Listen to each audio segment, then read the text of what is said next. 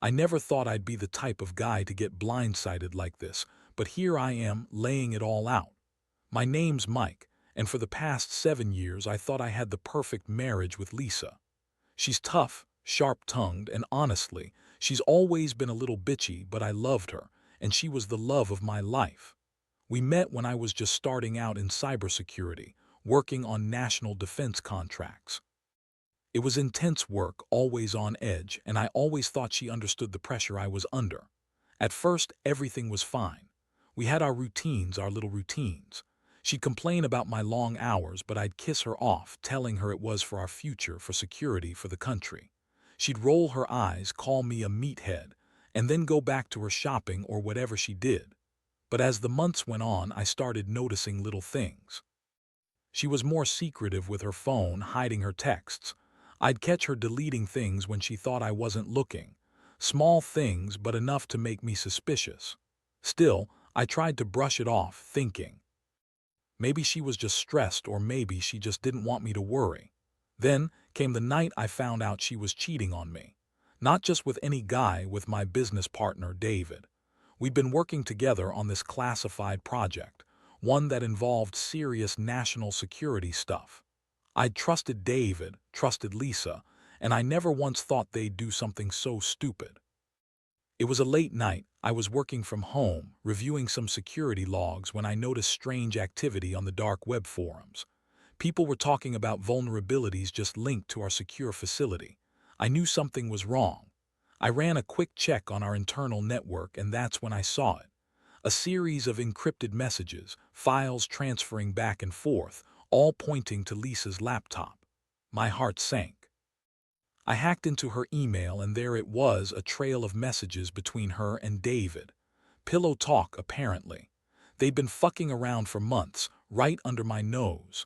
And the worst part, she was bragging about how much she knew about the vulnerabilities, about how she was helping David get into our system. She was throwing our security and my work under the bus for some stupid sex affair. I couldn't believe it. I felt like I'd been punched in the gut. All the late nights, all the quiet sacrifices I made to keep us safe, and she was just using me as a cover, lying with my partner, putting our entire project and maybe even national security at risk. I kept staring at the screen, trying to process what I'd just seen. My wife, my partner, the woman I trusted with everything, was sneaking around with the enemy. I couldn't sleep that night. My mind kept racing, thinking about how she'd lied, how she'd betrayed everything I stood for. I felt sick, angry, and utterly lost. The next morning, I knew I couldn't ignore what I'd uncovered. I was angry, no, furious, and I needed to see her face, hear her lie flat out. I waited until she came home from her day of pretending to be busy, and I called her into the living room. She looked annoyed, that typical bitchy smirk on her face, like I was bothering her. "Lisa," I started, voice cold but steady, "we need to talk. It's serious." She rolled her eyes but sat down, crossing her arms. "What now, Mike? I've got a million things to do." I pulled up the logs on my phone, showing her the encrypted messages and the file transfers. Her face froze for a second, then she started to lie. "Oh, those are just work stuff. You're overreacting. You're paranoid. David and I, we're just friends, Mike. Nothing more. You're making a big deal out of nothing." I didn't buy it, not even close, because I knew what I saw. The way she looked at him in those messages, the way they talked about covering their tracks, all of it was too real. "Don't bullshit me, Lisa. I know you've been sleeping with David. I saw the messages. I saw what you did. How could you do this? After everything we've been through, after I trusted you with my life. You're supposed to be my wife, not some pawn in a stupid game." Her eyes flashed with anger, then with that typical bitchy attitude she always had when she felt cornered. "Relax, Mike. You're overthinking this. Maybe you're just jealous, or maybe you're so wrapped up in your stupid security world that you don't see what's real. David and I, we're just having a little fun, that's all. It doesn't mean anything. You're blowing this out of proportion." I saw right through her. She was lying, so blatantly trying to dismiss it. But I knew she was lying. And I also knew she had no intention of stopping. That's when I felt it, the sinking realization that everything I believed in was crashing down. All those long nights working, all those sacrifices, and she was sneaking around with the guy I trusted most outside my work. It was like a punch to the stomach. I couldn't even speak at first. I just stared at her, feeling the cold rage building inside me. I wanted to scream, to break something, but I held it together. Inside, I was already planning what to do next, because I knew this wasn't just a betrayal of my wife, it was a threat to everything I stood for. Our work, our security, our future, all compromised because she wanted some stupid sex with David. The hardest part was knowing she'd lie her way through it, that she'd turn it all around and make me the bad guy. That's what she did. That's what she always did. And deep down, I knew I had to decide what I was going to do about it. I couldn't keep pretending she was innocent, not anymore. But I also knew that confronting her was just the beginning. The real fight was about how I was going to respond and what kind of man I was going to be from this moment on. After that confrontation, I felt like I was walking on a razor's edge. Part of me wanted to lose it, to scream, to shout, to throw her out right then and there. But I knew that wouldn't solve anything. The truth was, I needed to think hard. So I told her to leave the house for a while, give me some space to process everything. She stormed off, throwing her usual insults and dismissive comments, calling me paranoid and jealous. I didn't care. I just sat there, staring at the wall, trying to piece together what the hell had just happened. Over the next few days, I couldn't shake the feeling of betrayal. Every time I looked at her, I saw the lies. Secret texts, the way she had used me as a cover for her affair. But what cut the deepest was knowing she'd brought someone like David into our lives, someone I trusted professionally, someone I'd worked with for years on classified projects, someone with access to our most sensitive information. That realization made my blood boil. She had not only cheated on me but had put national security at risk, all for some stupid sex. I started digging deeper into the evidence I'd found. I needed to understand just how much she'd compromised. I pulled out logs, emails, chat histories. I even managed to hack into her phone when she wasn't paying attention. The more I looked, the angrier I got. It wasn't just cheating. She was actively helping him get into our secure systems. She knew about the vulnerabilities, talked about them like they were trophies. If that got out, I knew the fallout would be catastrophic. I'd spent years building this security, protecting our nation's secrets, and she'd been helping the enemy. One night, I sat alone in the dark, reviewing everything. My mind kept looping back to the moment I first saw those messages. How could she be so callous, so manipulative? I started thinking about revenge, about how I could make her pay for all this. I didn't trust her anymore, not as my wife, not as a partner, not as a person. I knew I had to do something drastic. I couldn't just walk away from this and pretend it never happened. No, I needed to make her understand the magnitude of what she'd done. I started planning my next move. I knew I couldn't just confront her again. She'd lie her way out of it, spin stories, manipulate everyone around her. I needed to catch her in the act again somehow.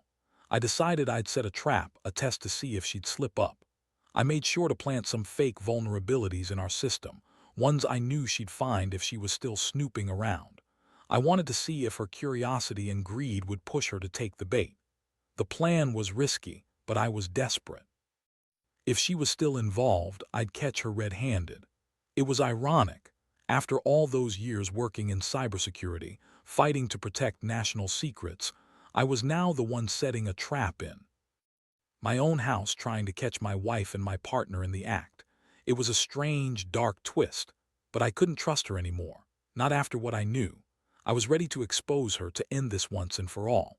I just didn't know how far she was willing to go or how much damage she'd already done. All I knew was I was done being the naive husband. Now it was my turn to be the one in control, even if it meant destroying everything she loved to get justice. The day I activated my plan, I felt this strange mixture of relief and dread. I'd spent so much time obsessing over her betrayal, plotting just how to catch her, that when it finally came to execution, I wasn't sure what to feel. I set up a fake vulnerability in our network, something designed to look tempting enough for her to take the bait. I knew she was still snooping around, still trying to find her way back into the system. That was her game now. She wanted to cover her tracks, to see if I was onto her. That night, I watched the logs carefully, feet tapping nervously as I waited. And sure enough, not long after midnight, her laptop pinged with activity. I saw her connect to the fake vulnerability and I caught her in the act. Her eyes lit up when she saw the secret flaw, and I could hear her whispering to herself, finally, a way in. That's when my stomach clenched. I knew she was planning something, and I knew she was still working with David. I stayed hidden in the dark room, watching her every move. She typed furiously, trying to exploit the vulnerability, and I saw her get closer to what I'd planted. She didn't even realize I was watching her. Her face was lit by the glow of her screen, her mouth twisted in that bitchy sneer she always had when she was scheming. I felt a sick satisfaction, but also a deep anger. This was the moment I'd been waiting for, proof that she was still actively involved, still doing the wrong thing behind my back. Once I knew she was in deep enough, I stepped out of the shadows. I didn't yell or scream. I just turned on her, calm but deadly serious. "Lisa," I said, voice steady but cold enough to freeze blood. She spun around, startled, trying to pretend she hadn't been caught. Her eyes darted and she immediately started her usual bullshit. "Mike, I was just checking something. I wasn't doing anything wrong." "Really?" I shot back. "Because I just watched you exploit the vulnerability I set up. You were about to do something stupid, Lisa, and you didn't even notice I was watching the whole time." Her face went pale for a second, then she recovered her bitchy smirk. "You're making a big deal out of nothing as usual. I'm just trying to help you with your stupid security stuff. You're so paranoid I can't even have a conversation with you anymore." But I wasn't buying it.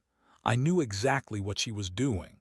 She was still lying, still trying to spin her way out of it. That's when I pulled out the evidence I'd collected, screenshots of her activity, records of her connection to the fake vulnerability. I laid it all out. Her jaw clenched, her eyes narrowing.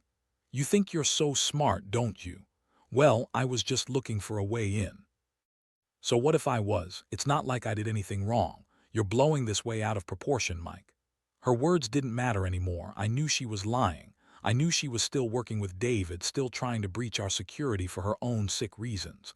The betrayal cut so deep I felt my chest tight. How could she be so manipulative, so indifferent to everything we'd built? I'd always tried to trust her, tried to give her the benefit of the doubt. But this was pure treachery. And I was done pretending she was innocent. I told her to leave the house again, this time for good. Her bitchy attitude only intensified as she spat back at me, calling me insecure and jealous. That's when I realized I had to decide whether I was going to rebuild from this or cut her out completely. The damage was done, and I knew I couldn't stay married to a woman who would do something so reckless with my work, my reputation, and our country's secrets. It was the end of the line. All the trust I once had in her was gone, replaced by a cold, hard resolve. I knew I had to protect what was left, even if it meant destroying her in the process. After she left, I didn't sleep much that night. I was somewhere between rage and numbness. The betrayal cut so deep that I didn't even know who I was anymore. How could she have done this? How could she have risked everything we had built, everything I worked so hard for? The more I thought about it, the more I realized I couldn't just forgive her or pretend it never happened. That wasn't an option anymore. I needed to make her pay, to make her understand what she'd thrown away. Over the next few days, I worked furiously, gathering every piece of evidence I could find. I knew she'd try to cover her tracks, so I set up systems to monitor her activity when she was out. I also reached out to someone I knew who could help, an old contact inside the cybersecurity world, someone I trusted to help me expose her if I needed to. I had to be careful. I didn't want her to find out I was onto her until I was ready to strike back. Hard, I started planning my revenge not just on her but on David too. They betrayed me, my work, and our country's security. I couldn't let that slide. I wanted her to see that I wasn't the naive husband she thought I was. I wanted her to feel the disaster she'd set in motion. I also knew that if I went too far, it could blow up in my face. I had to stay smart, calculated, use their own game against them. One night, I put into motion a plan to leak some of the fake vulnerabilities I'd created to the dark web, knowing that if she tried to use them again, I'd be ready to catch her. I wanted her to get caught, to see her panic, her desperation. I knew she'd try to spin it, so I prepared a story to tell anyone who might find out, an explanation that would make her look guilty. I also set up a way to trace her steps, to see if she'd try to contact David again or if she'd go trying to cover her tracks even more. Meanwhile, I kept an eye on her social media, her phone activity, everything. I was trying to gauge her next move, waiting for her to slip up. The whole time I felt this strange mixture of satisfaction and disgust. I was finally taking control, but the taste of her lies still lingered sick in my mouth. I knew that if I wanted real justice, I'd have to keep pushing, keep digging, until she was completely exposed. And yet in the back of my mind, I wondered how far I was willing to go. She was my wife, after all, the woman I once loved, or at least thought I did. But love and trust had shattered, replaced by something colder, sharper. I didn't want to be the guy who destroys his marriage just because of infidelity. But at the same time, I couldn't let her get away with this. She crossed a line, one I didn't think anyone could come back from. I decided I'd make her regret it in every way she deserved. And if that meant tearing everything down to do it, so be it. The day I finally made my move, I felt the weight of everything I'd been holding inside. It wasn't just about revenge anymore. It was about reclaiming my life, my work, and whatever shred of dignity I had left. I had the evidence, the plan, and the resolve to make her see what she'd done. I set everything in motion quietly, leaking her secret chats to the authorities, alerting my cybersecurity contact to the real vulnerabilities she'd tried to exploit. I wanted her to get caught, and I wanted her to realize the full extent of her betrayal. When she finally realized she was exposed, that the evidence was irrefutable, her face twisted in a mixture of shock, anger, and pure panic. I watched her stumbling, trying to deny everything, but it was too late. The walls had closed in. The police showed up shortly after, and I let her be taken away, knowing she wouldn't be able to spin her way out of this one. Watching her get hauled out of my house, that bitchy smirk gone, her eyes wide with fear, I felt a strange sense of relief. She'd finally been caught, she finally paid for what she did. In the aftermath, I felt a strange emptiness. Part of me was glad this nightmare was over. Part of me was broken inside. I had lost the woman I once trusted, the woman I thought I knew. But I also knew I'd done what was necessary. I'd protected everything I worked for, everything I believed in. My reputation, my integrity, and the national security that I'd dedicated my life to. It was the hardest thing I'd ever done, but it was the right thing. Now I'm trying to rebuild piece by piece. The trust is gone, and I know I'll never see Lisa the same way again. I learned that betrayal cuts deep, but it also teaches you who you really are. I realize I've grown stronger from this, even if I don't feel it every day. I've learned that no matter how much you love someone, sometimes they're not worth saving if they're willing to destroy everything for sex and lies. The world isn't black and white, but I know one thing. I won't be stupid again. I'll never ignore the signs, and I'll always protect what matters most, myself, my work, and the truth. For anyone out there who's dealing with betrayal, I'll say this. Trust is fragile, and once it's broken, it's nearly impossible to fix. But you have the power to choose what kind of person you want to be, victim or revenge seeker. I chose to fight, to expose the lies, to protect what's mine, and I hope you do the same. Because in the end, no one else is coming to save you. You have to do it yourself.